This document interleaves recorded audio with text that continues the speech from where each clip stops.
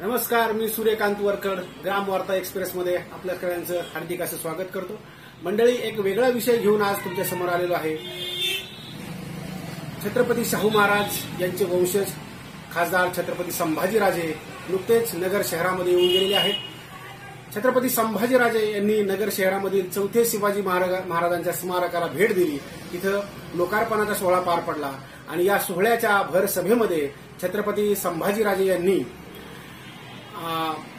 छत्रपती चौथे शिवाजी महाराज स्मारकाच्या विकासासाठी भर सभेमध्ये 30 लाखांचा निधी जाहीर केला.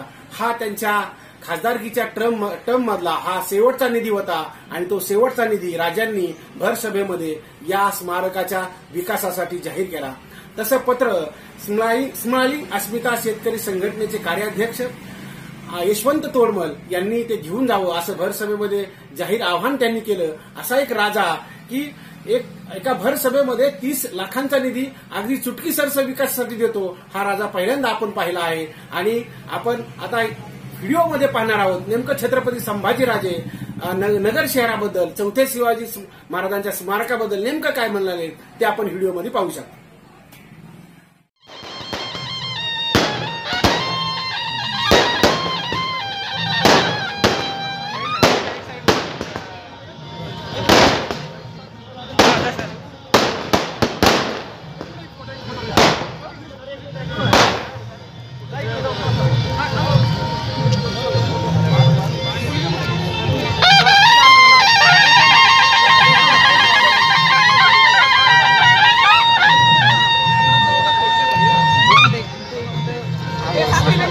चला एक आणि दोन नंबर एक आणि दोन साखळी मेंटेन ठेवा.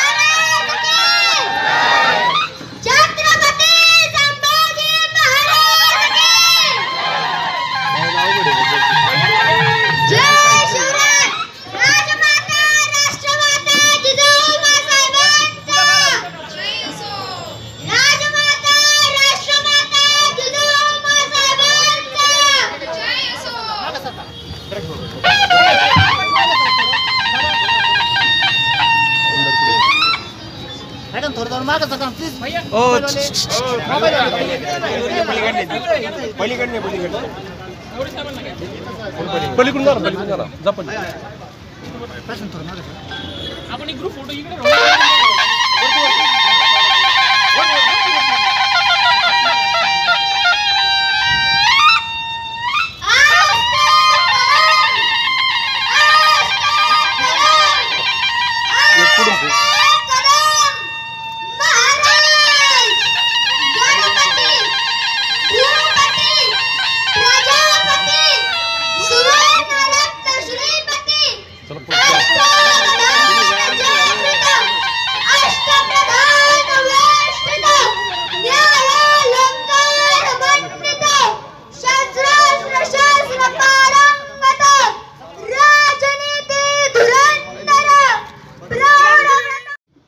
काम चालू झालेलं आहे. किंबहुना अजून बरंच पूर्णत्वावर सुद्धा जायचं आहे. त्याचं उद्घाटन प्रसंगी या कार्यक्रमाला इथं आवर्जून उपस्थित असलेले या विचार मंचावर उपस्थित असलेले आमदार माननीय संग्राम जगतापजी, जिने आत्ताच आपलं मनोगत व्यक्त केलं, ते मराठा विद्या प्रसारकचे अध्यक्ष माननीय नंदकुमार जावरे पाटीलजी, या विचार मंचावर इथं उपस्थित माननीय पद्मश्री पोपटराव पवारजी, इथं आवर्जून इथं आलेले जे नेहमी मला मराठा समाजाला कशी दिशा द्यायला पाहिजे आणि सरकारला सुद्धा कसं धारेवर धरता येईल जर चुकत असेल तर, ते आमचे मार्गदर्शक माननीय M तांबे सर, आमच्यावर आलेले आप्पासाहेब कुडेकर, आणि ज्यांचं मला खास नाव प्रामुख्याने घ्यायचं आहे की असे मुलं तयार होणं गरजेचं आहे. आणि खऱ्या अर्थाने शिवाजी महाराजांचा, शाहू महाराजांचा विचार जीवन ठेवण्याचं काम जे हे मुलं करतात, त्या सगळ्या मुलांचं नाव घेण्यापेक्षा एक दोन नावं मी घेतो. त्यातले प्रामुख्याने म्हणजे यशवंत तोडबल आणि अभिजित दरेकर, या सगळ्यांचा मनापासून या मुलांचं अभिनंदन प्रथम मी करतो. आणि इथं उपस्थित सर्व बंधू भगिनींनो, चौथ्या शिवाजी महाराजांच्या मुळे कोल्हापूर छत्रपतींचा आणि नगरचा हा इतिहास कोणी पुसू शकत नाही. चौथ्या शिवाजी महाराजांना आपण हुतात्मा म्हणतो, पण थोडी पार्श्वभूमी मला आपल्याला सांगणं गरजेचं आहे की या शिवाजी महाराजांचा इतिहास सर्वांना ज्ञात आहे. छत्रपती संभाजी महाराजांचा विचार आपल्याला सर्वांना माहित आहे. राजाराम महाराजांचा विचार माहित आहे. विचार हा शब्द वापरला म्हणजे हा स्वराज्याचा विचार. त्यानंतर ताराबाई राणी साहेबांचा ज्ञात आहे आपल्याला. पण त्याच्यानंतर अनेक महापुरुषांनी सुद्धा स्वराज्यासाठी योगदान दिलं. पण बऱ्याच जणांना 1857चा लढा या ब्रिटिश लोकांच्या विरोधात हे आपल्याला माहित आहे. 1857चा लढामध्ये कोल्हापूरला भवानी मंडपात असेल किंबहुना देशात वेगळ्या वेगळ्या ठिकाणी झाला ह्याची सुद्धा कल्पना आपल्याला आहे. पण पहिल्यांदा जर कोणी स्वराज्याच्या विरोधात किंबहुना या गोऱ्या लोकांच्या विरोधात जर कोणी लढा दिला असेल तो 1844ला छत्रपती चिमासाहेब महाराजांनी दिला. चिमासाहेब महाराज यांना शेवटी या ब्रिटिश लोकांनी अटक केली आणि पाकिस्तानला, आत्ताच्या पाकिस्तानमध्ये पाठवून दिलं आणि तिथंच ते वारले. म्हणजे क्रांतिकारी चिमासाहेब महाराजांची ओळख ही होती आणि तीच ओळख करवी छत्रपतींच्या माध्यमातून अनेक ठिकाणी आपल्याला दिसून येते. त्याचाच धागा मला पकडून बोलायचंय की जे चौथे शिवाजी होते त्यांना सुद्धा आपण हुतात्मा म्हणतो. का हुतात्मा होतो? त्या गोरे लोकांच्याकडे केव्हा ते वाकले नाही. आपलेच ठराविक लोक आहेत जिनी या गोऱ्या लोकांकडे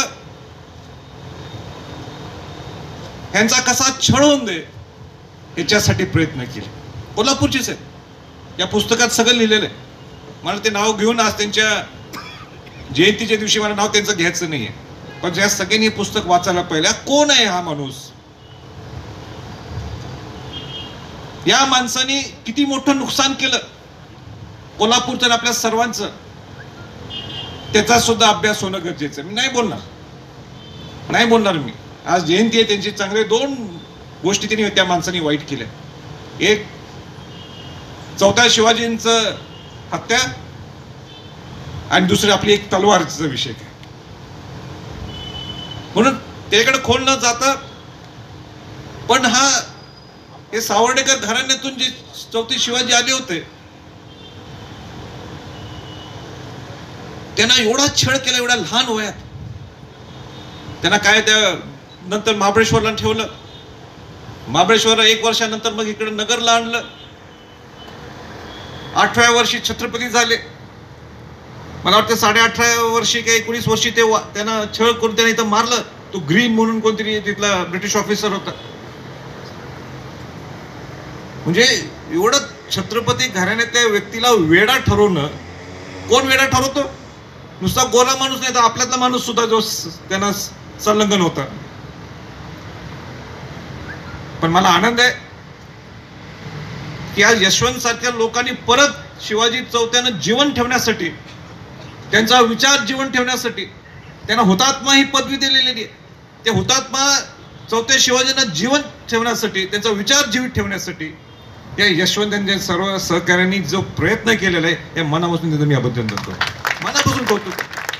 आम्ही कोल्हापूरमध्ये शिवाजी चौथ्यांच्या माध्यमातून त्यांनी अनेक सामाजिक विषय घेतलेले आहेत, अनेक विधायक कामं पुढे घेऊन जातात.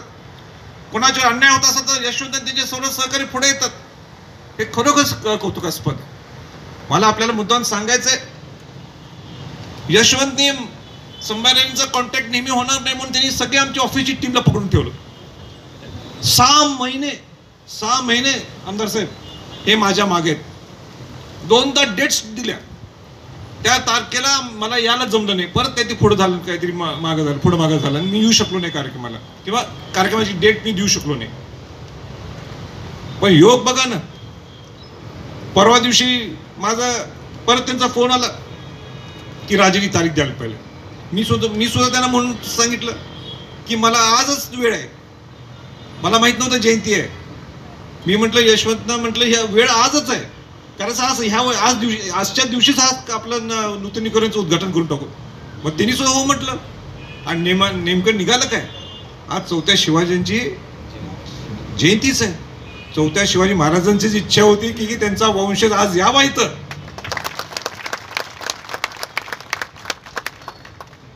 आणि इथं आल्यानंतर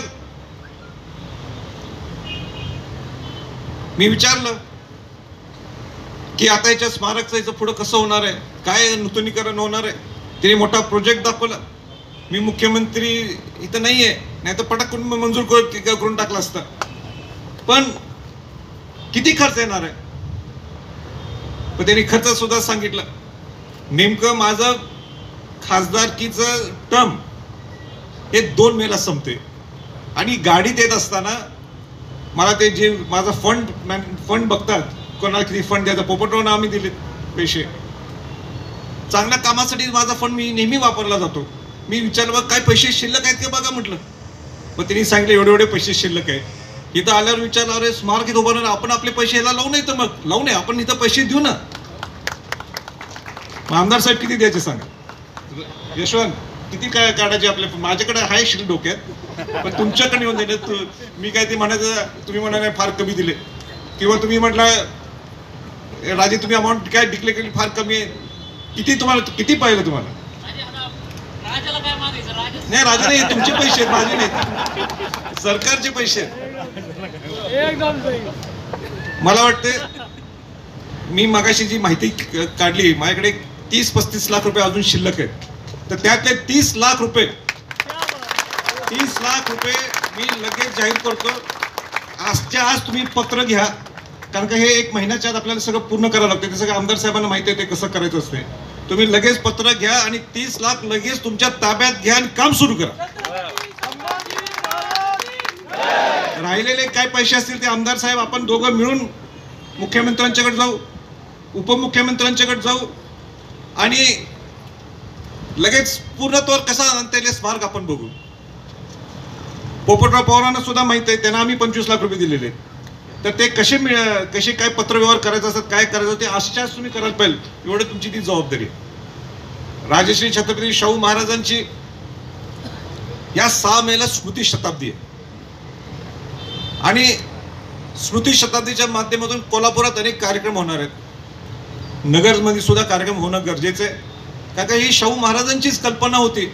जसं मराठा विद्याप्रसारक मंडळ नाशिकला आहे, तिथं शाहू महाराजांनी मदत केली. राजश्री शाहू महाराजांनी इथं येऊन कल्पना त्यांनी दिली, आणि इथं 11 मुलांचं वसतिगृह सुरू झालं, आणि आज वटवृक्ष निर्माण झालेलं आहे. मी आपले नंदकुमार साहेबांना मी एक विनंती करू इच्छितो की आपण सिनियर आहात, आपण चांगल्या पद्धतीने ही संस्था चालवता, हे कौतुकाचंच आहे. म्हणजे आज 1 लाख विद्यार्थी म्हणजे 1 लाख विद्यार्थ्यांना शिक्षण देणं हे प्रोफेशनली मॅनेजमेंट असल्याशिवाय ह्या गोष्टी होऊ शकत नाहीत. पण शाहू महाराजांचं आणि ह्या संस्थेचं कनेक्शन आहे. शिवाजी चौथ्यांचं आणि आपलं इनडायरेक्टली कनेक्शन आहेच. मग आपली सुद्धा जास्त जबाबदारी होती साहेब, की दुसऱ्यांच्या पेक्षा जसं आज मी राज्यसभेचा खासदार आहे, शिवाजी महाराज शाहूंचा वंशज आहे, तर माझी जबाबदारी पार्लमेंटमध्ये शाहू महाराजांचा विषय सारखं बोलायला पाहिजे, शिवाजी महाराजांचं बोलायला पाहिजे, गडकोट किल्ल्यांचं बोलायला पाहिजे. म्हणून 6 मेला पार्लमेंट चालू नाहीये, म्हणून उद्या आम्ही सगळ्या खासदारांना, सर्व पक्ष खासदारांच्या वतीनं अभिवादन करणार आहे शाहू महाराजांची. म्हणजे तिथं सुद्धा आवाज उठवायला पाहिजे ना शाहू महाराजांचा पार्लमेंटमध्ये. 3च राजे लोकांचे पुतळे, महाराणा प्रताप, छत्रपती शिवाजी महाराज आणि शाहू महाराज पार्लमेंटमध्ये. किती मोठा माणूस आहे बघा शाहू महाराज. दुसऱ्या राजे लोकांचे पार्लमेंटमध्ये फोटो आहेत, स्टॅच्यू, पुतळे आहेत का? नाही, 3च पुतळे. तर आपली जबाबदारी आहे.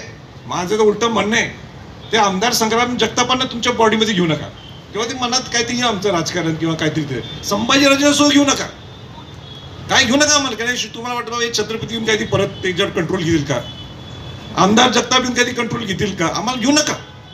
पण ह्यात यशवंत सारख्या मुलांना घ्या त्याच्यात. ही नवीन पिढी या साहेब यायला पाहिजे याच्यात. नवीन, माझं मनापासून तळमळीनं सांगायचं, नवीन पिढी यायला पाहिजे. वाईट वाटेल आपल्याला, पण नवीन पिढी ह्याच्यात यायला पाहिजे. ह्या नवीन पिढीचा विचार आज ह्याचा काय संबंध आहे यशवंत साहेब, काय संबंध आहे. ह्यांनी ते शेतकऱ्यांच्या बद्दल बोलत होतं, तिथं या मुलांना भाकरीच्या बद्दल कोण बोलत नाही. त्या मुलांना नोकऱ्यांच्या बद्दलचा विषय असेल, मेडिकलचा विषय असेल, त्या मुलांचंच या अनेक लोकांनी ज्यांनी आपल्या ठिकाणी प्रावीण्य मिळवलं त्यांचा सत्कार त्यांनी केला. काय दिलं त्यांनी हे गिफ्ट, शिवराई दिली. म्हणजे विचार बघा ना. असं त्यांचं घ्या, मुलांच्या ग्रुपला एक मुलगा तुमच्या संस्थेत घ्यावा. तुम्ही त्याला वोटिंग पॉवर देऊ नका, पण त्याला विचार मांडायला एक प्लॅटफॉर्म द्या, विचार मांडायला एक विचार मंच द्या. अशी मनापासून माझी आपल्याला सर्वांना विनंती आहे. राजश्री छत्रपती शाहू महाराजांचा हा स्मृती शताब्दी आपल्याला मोठ्या प्रमाणे करायला पाहिजे.